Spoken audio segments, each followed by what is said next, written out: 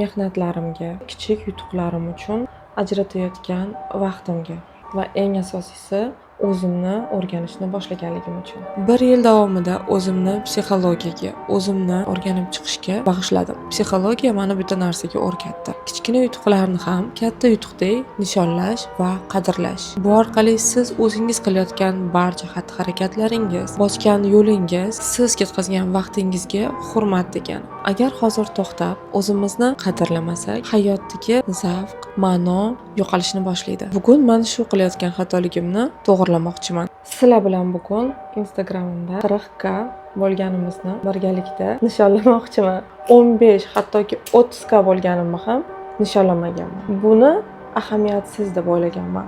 Lekin bu men ahamiyat berishim kerak bo'ladigan meni muhim yutuqlarimdan biri ekan. Va siz ham Instagramdagi oilamga aylangansiz. Kattakon rahmat aytaman. O'zingizni, kichik g'alabalaringizni nishonlang. Ideal vaqtni kutmang, chunki ideal vaqt bu hozir.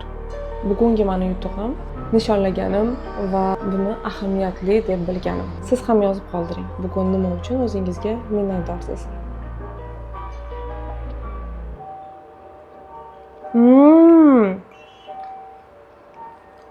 Qo'lim dard ko'rmasin.